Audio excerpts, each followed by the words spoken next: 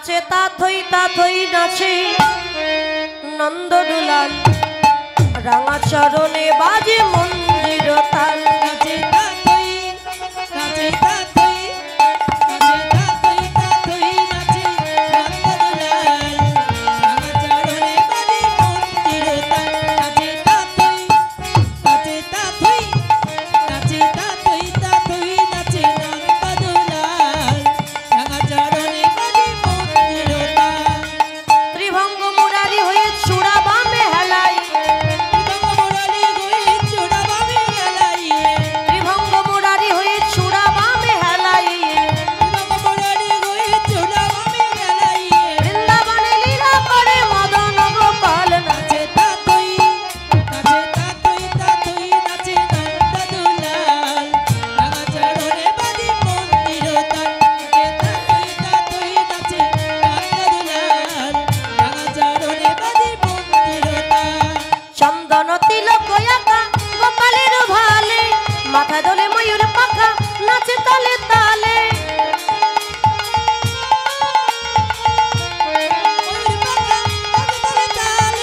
সুরের মায়া প্রকৃতির করে বেসামাল নাচে তা থই নাচে তা থই নাচে নন্দ হরি হরি বল।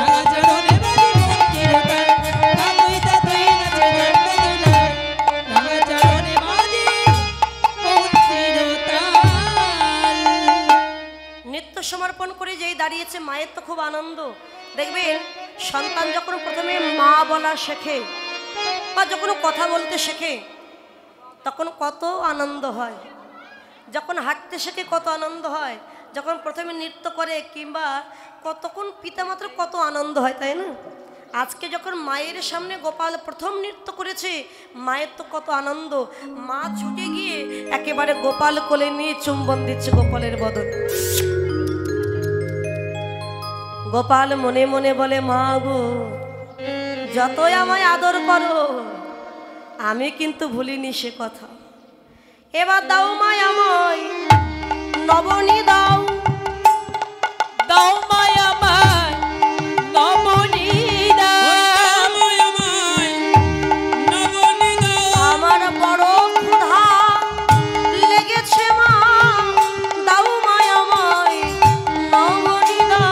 আমায় বড় ক্ষুধা লেগেছে মা, দাও মায় আমায় নবনী দাও। এই দুষ্টু গোপাল, নবনী সেবা করবি? ঠিক আছে, কর পেতে দাঁড়া, আমি নবনের ভাণ্ড নিয়ে আসছি। গোপাল দাঁড়িয়েছে কর পেতে। যশোমতী মা একটা নবনের ভাণ্ড এনেছে। একটা ভাণ্ড কি আর কম ছোট মা? ভালোই বড়। নবনের ভাণ্ড নিয়ে এসে যে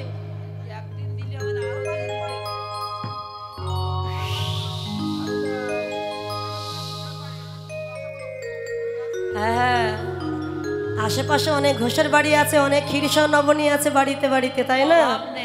সব আনতে হবে। কি হলো, আরো লাগবে? আর এক ভাণ্ড নবনী নিয়ে এসে গোপালে, কিন্তু গোপালের কর পূর্ণ হলো না।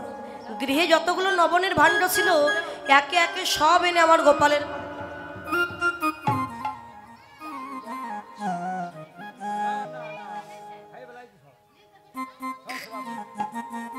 এত নবনী ঢেলে দেয়, কিন্তু সামান্য কর আর পূর্ণ হয় না। আচ্ছা মা, এটা যদি জাগতিক জগতে কোনো মায়ের সন্তানের ভাগ্যে হতো, মা কি বলতো? নিশ্চয়ই আমার ছেলেটা ভূতে ধরেছে, নইলে এতটা নবনী দিলাম গেল কোথায়? কর পূর্ণ হলো না। মা তো মাই। দেখুন, গোপাল হতে পারে ভগবান, কিন্তু যশোমতী মায়ের কাছে তিনি কে? আমার সন্তান। আমি আর কিচ্ছু জানি না, সে শুধু আমার সন্তান, আমি এইটুকুই জানি।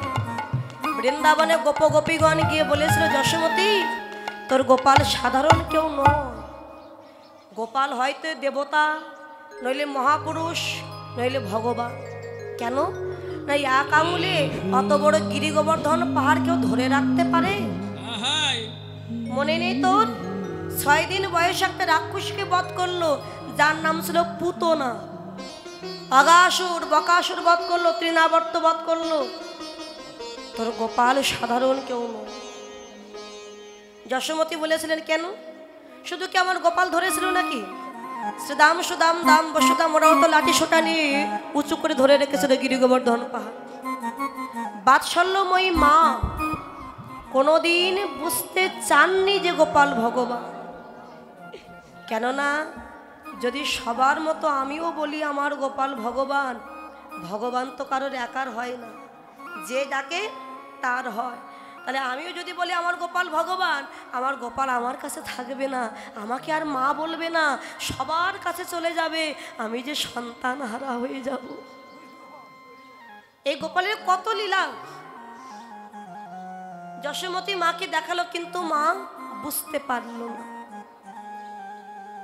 কৃষ্ণ গোপাল যখন ছোট, আধো আধো বলতে শিখেছে, এক পা দুপা হাঁটতে শিখেছে, মা যশোমতী বাড়ির উঠানে ধান মেলে দিয়েছে।